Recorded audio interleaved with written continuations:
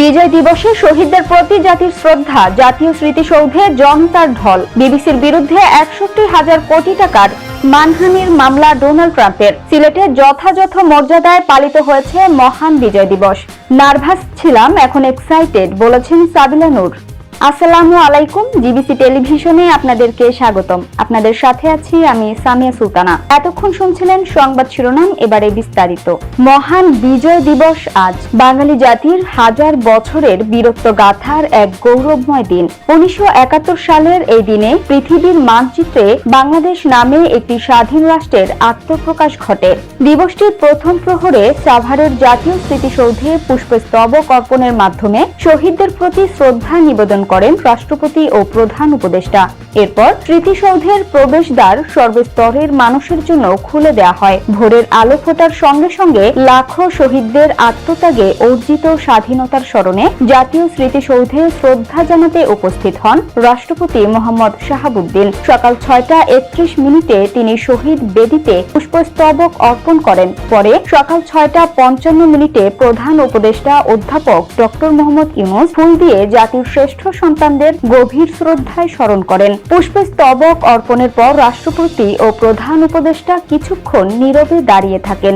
এ সময় সেনা, নৌ ও বিমান বাহিনীর একটি চৌকস দল রাষ্ট্রীয় সালাম প্রদান করে এবং বিউগলে করুণ সুর বেজে ওঠে। ৩ বাহিনীর পক্ষ থেকে শহীদদের সম্মানে গার্ড অব অনার প্রদান করা হয়। শ্রদ্ধা নিবেদন শেষে রাষ্ট্রপতি মোহাম্মদ শাহাবুদ্দিন ও প্রধান উপদেষ্টা ডক্টর মোহাম্মদ ইউনূস যুদ্ধাহত মুক্তিযোদ্ধা ও শহীদ পরিবারের সদস্যদের সঙ্গে কুশল বিনিময় করেন।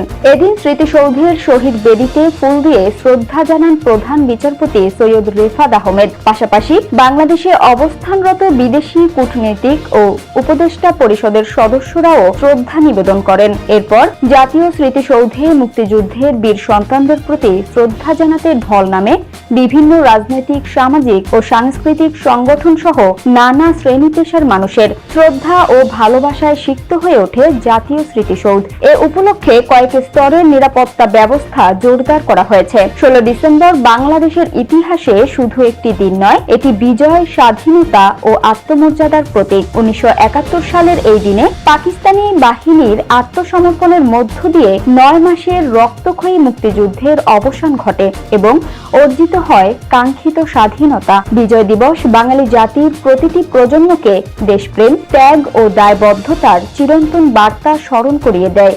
এবারে আন্তর্জাতিক প্রসঙ্গ। বিবিসির বিরুদ্ধে ৬১,০০০ কোটি টাকার মানহানির মামলা ডোনাল্ড ট্রাম্পের। ব্রিটিশ সংবাদ মাধ্যম বিবিসির বিরুদ্ধে $৫০০ কোটি মানহানির মামলা করেছেন মার্কিন প্রেসিডেন্ট ডোনাল্ড ট্রাম্প। বাংলাদেশি মুদ্রায় যা প্রায় ৬১,০০০ কোটি টাকা। ২০২০ সালের প্রেসিডেন্ট নির্বাচনে পরাজয়ের পরে ২০২১ সালের ৬ জানুয়ারি মার্কিন আইনসভার বৈঠকস্থল ক্যাপিটল হিলসে সমর্থকদের হামলার নির্দেশ দিচ্ছেন এমন একটি সম্পাদিত ভিডিও প্রতিবেদন প্রকাশের জেরে এই মামলা করা হয়েছে।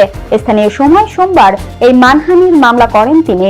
২০২০ সালে মার্কিন প্রেসিডেন্ট নির্বাচনে জয়ী হন সাবেক প্রেসিডেন্ট জো বাইডেন। তবে ওই সময় ট্রাম্প দাবি করেছিলেন যে নির্বাচনে কারচুপি করে তাকে হারিয়ে দেওয়া হয়েছে। এমন পরিস্থিতিতে ২০২১ সালের ৬ জানুয়ারি ক্যাপিটল হিলসে হামলা চালান তার সমর্থকরা। এতে বেশ কয়েকজনের মৃত্যু হয়। এই হামলায় উস্কানি দেওয়ার জন্য ট্রাম্পকে দায়ী করা হয়, যদিও তিনি শুরু থেকেই এটি প্রত্যাখ্যান করে আসছিলেন। পরবর্তী সময়ে ২০২৪ সালের নির্বাচনের আগ মুহূর্তে বিবিসি তাদের প্যানোরামা ডকু সিরিজে একটি ভিডিও প্রতিবেদন তৈরি করে। এই প্রতিবেদনে বোঝানো হয় যে ক্যাপিটল হিলসে হামলার জন্য সমর্থকদের উস্কানি দিচ্ছেন ট্রাম্প। আর ওই প্রতিবেদনের জেরেই মামলা করেছেন ট্রাম্প। বিবিসি তার কাছে এজন্য আনুষ্ঠানিকভাবে ক্ষমা চেয়েছেন। তারা বলেছিল, বিভিন্ন ক্লিপ এডিট করে প্রতিবেদনটি এমনভাবে তৈরি করা হয়েছিল এতে মনে হয়েছে ক্যাপিটল হিলসে হামলার জন্য সরাসরি নির্দেশ দিয়েছেন তিনি। তবে ওই ভিডিও প্রতিবেদনটি যুক্তরাষ্ট্রে প্রকাশ করা হয়নি। চলতি বছর বিষয়টি নিয়ে আইনি লড়াইয়ের ঘোষণা দেন ট্রাম্প। এ ঘটনার জেরে বিবিসির বেশ কয়েকজন শীর্ষ কর্মকর্তা পদত্যাগ করতেও বাধ্য হয়েছিলেন। ট্রাম্পের আইনজীবী অভিযোগ করেছেন, এই প্রতিবেদনের কারণে তার সম্মানহানির পাশাপাশি ব্যাপক আর্থিক ক্ষতি হয়েছে।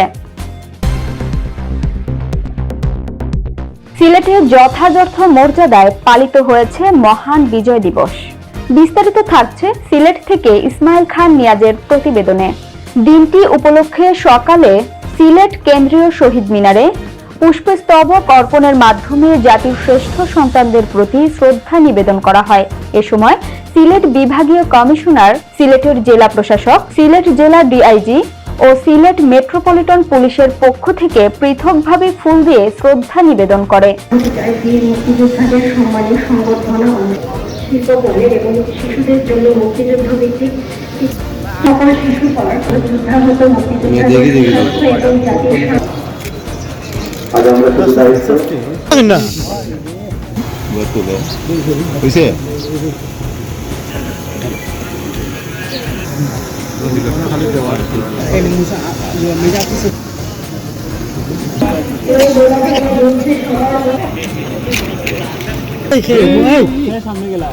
ভাই মোবাইলটা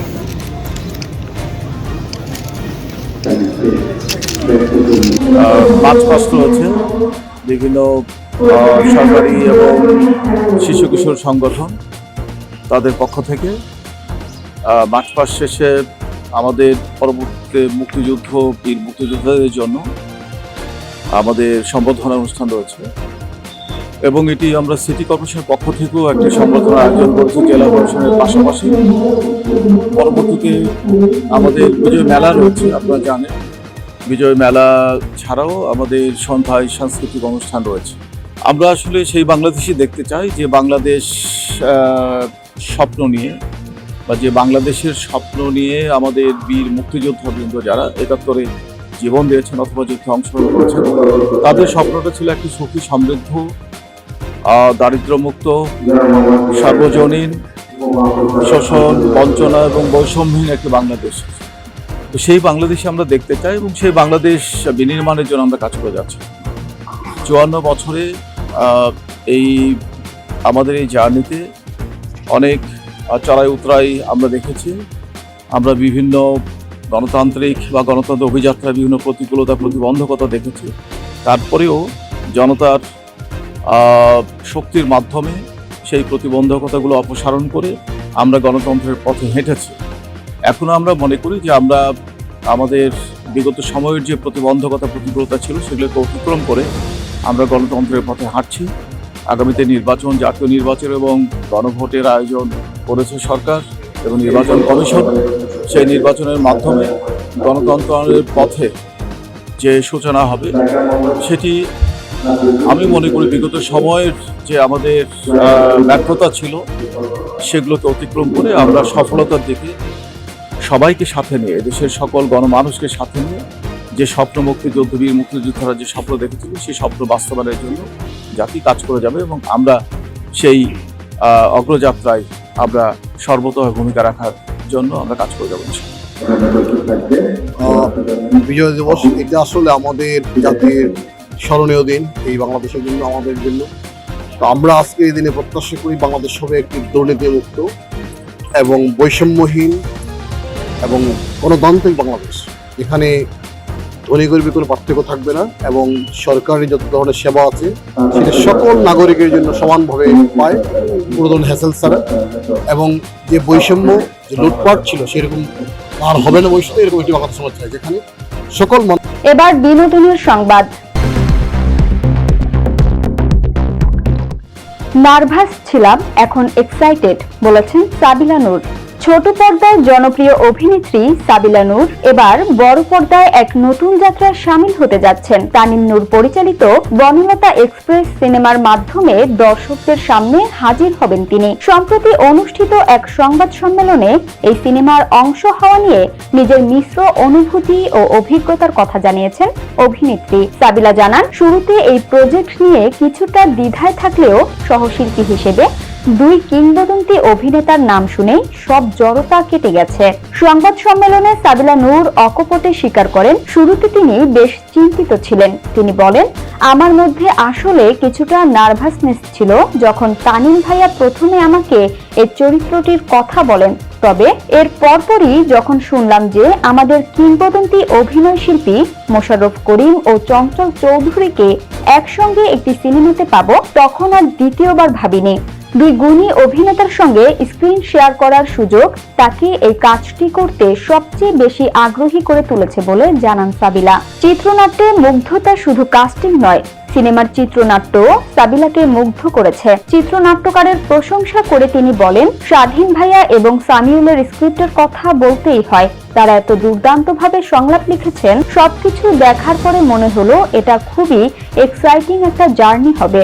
দর্শকদের জন্য ভিন্ন অভিজ্ঞতা, শক্তিশালী চিত্রনাট্য এবং গুণী সহ অভিনেতাদের সমন্বয়ে বনলতা এক্সপ্রেস দর্শকদের জন্য দারুণ কিছু হতে যাচ্ছে বলে বিশ্বাস করেন সাবিলা। আশাবাদ ব্যক্ত করে তিনি জানান, আমি প্রত্যাশা করছি বনলতা এক্সপ্রেসের জার্নিটা অনেক দুর্দান্ত কিছু একটা হবে। সংবাদের শেষ পর্যায়ে শিরোনামগুলো জানিয়ে দিব আরো একবার। বিজয় দিবসে শহীদদের প্রতি জাতির শ্রদ্ধা, জাতীয় স্মৃতিসৌধে জনতার ঢল। বিবিসির বিরুদ্ধে 61,000 কোটি টাকার মানহানির মামলা ডোনাল্ড ট্রাম্পের। সিলেটে যথাযথ মর্যাদায় পালিত হয়েছে মহান বিজয় দিবস। নার্ভাস ছিলাম, এখন এক্সাইটেড, বলেছেন সাবিলা নূর। জিবিসি সংবাদে এই ছিল এখনকার মতো। বিশ্বের যে কোনো প্রান্ত থেকে সর্বশেষ খবর জানতে ভিজিট করুন জিবিসি অফিসিয়াল ইউটিউব চ্যানেল ও ফেসবুক পেজ। এতক্ষণ সঙ্গে থাকার জন্য ধন্যবাদ সবাইকে। পরবর্তী সংবাদ দেখার আমন্ত্রণ রইল।